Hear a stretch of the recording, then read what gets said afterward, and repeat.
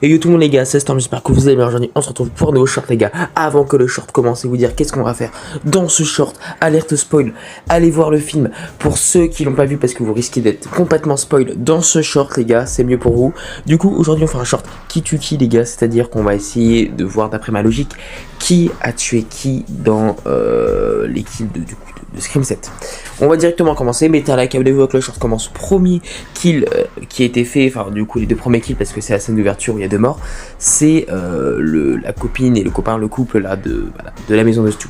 Pour moi, c'est peu probable que ça soit Jessica dans le sens où elle aurait pris un billet d'avion parce qu'elle dit à la fin que de base elle habitait pas à Woodsboro.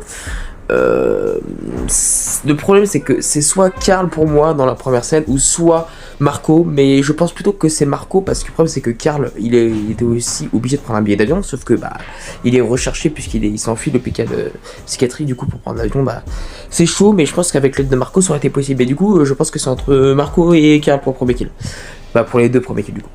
Le kill de Anna et le kill de Aaron, je pense pour le coup que ce soit Carl parce que d'après les attitudes de Jessica, on va voir ça juste après, je pense que c'est très peu probable. Je pense plutôt que c'est Carl en réalité parce que son attitude de tuer ressemble bien déjà à comment il a tué Anna et Aaron.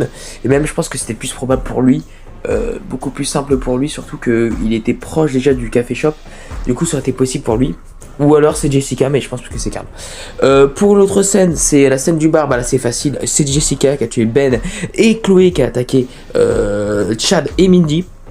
Gros massacre. Pourquoi ? Parce que ça a été montré aussi à la fin que du coup on va aller au prochain game, je vous expliquer pourquoi après.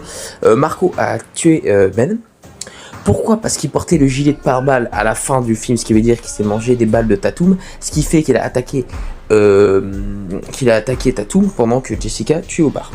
Ce qui fait que du coup Ben s'est fait tuer par Marco et Chloé et Lucas s'est fait tuer par Jessica. Ça fait un total de 7 kills pour moi les gars, du coup 2 pour Carl, 2 pour Jessica et 3, non attendez, et oui, et 3 pour Marco.